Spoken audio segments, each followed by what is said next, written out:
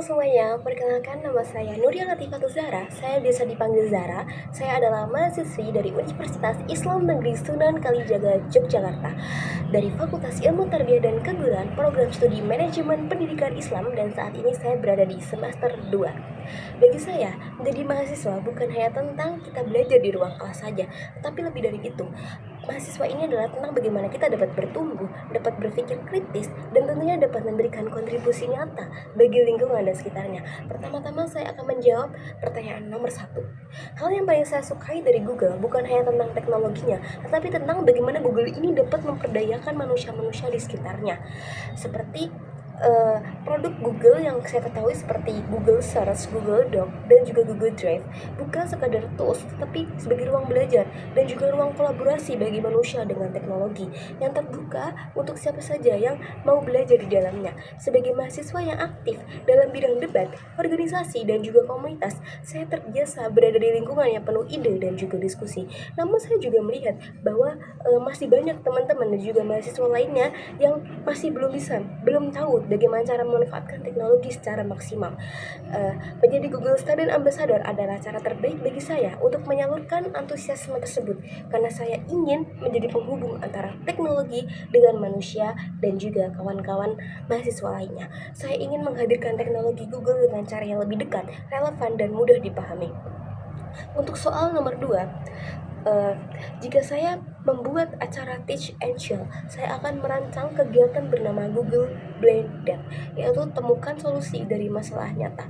Dalam kegiatan ini, peserta tidak langsung diberi sebuah materi, tetapi dipertemukan dengan sebuah masalah yang sering dialami mahasiswa pada umumnya. Contohnya yang sering saya alami adalah overthinking tentang tugas, dan juga masih adanya kesulitan dalam mengatur waktu dan kebingungan mencari ide ataupun gagasan yang ingin digunakan untuk mengerjakan tugas tersebut.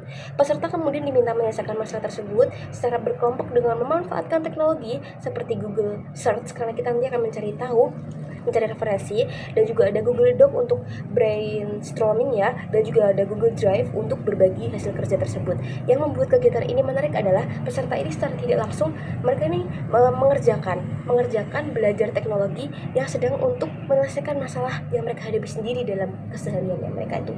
Di akhir sesi mereka nantinya akan mempresentasikan solusi dengan cara yang santai dan lebih kreatif dalam mengolah presentasi tersebut. Dengan konsep ini, teknologi terasa lebih dekat, menyenangkan, dan relevan dengan kehidupan mahasiswa. Untuk soal yang nomor 3, salah satu pengalaman yang menantang bagi saya adalah saat mengikuti lomba debat, di mana pada waktu itu tuh saya tidak memiliki tim yang siap secara segi bibit, bobot, dan juga kemampuan, dan tidak membawa banyak bahan. Sementara lawan saya datang dengan persiapan yang lebih jauh matang gitu ya. Dalam kondisi tersebut saya menyadari bahwa saya tidak bisa mengandalkan cara biasa. Saya kemudian mengubah strategi dengan memanfaatkan kemampuan berpikir cepat dan improvisasi.